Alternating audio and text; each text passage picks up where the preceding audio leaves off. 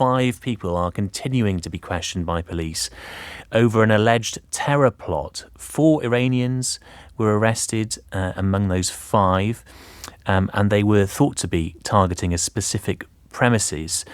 They were arrested in Swindon, West London, Stockport, Rochdale, Manchester. And we've got Phillip Ingram on the line now, who's a former British Army intelligence officer and an expert on international security, to try and make sense of what's happened here. Thank you, Phillip, for joining me. I mean, the way this is being talked about, it sounds as if it's a state-level threat, a threat that may have been sponsored by Iran, and we've known that that is an increasing problem that the likes of MI5 are having to deal with.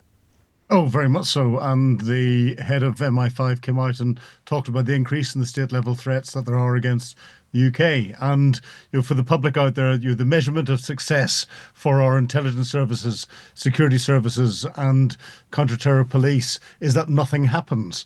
And we've been quite fortunate that, although there have been, and this is probably the 44th attack, 44 attacks stopped since 2017. 13 and now 14 since 2018. That's a good record on behalf of counter-terror police and security services in keeping us safe. We don't know which target they were looking at here, but obviously it's concerning that they were in the UK as well, because often we think of state-backed threats as coming from Iran, but these were people who were in the UK at the time of their arrest, living amongst us.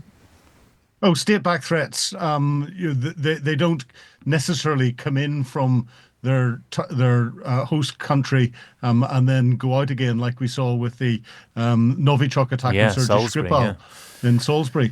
They will build up the networks that they have in the UK. And of course, the Iranians have been very closely behind a lot of the pro-Palestinian protests that we've seen on the streets of our cities. They will have been using those opportunities to check what our responses are to different things, to look at the protection that's around different sites and see what they can exploit. And the Iranians were actually mentioned by the head of MI5 as one of the growing threats. So it's something that our intelligence services have been watching very closely.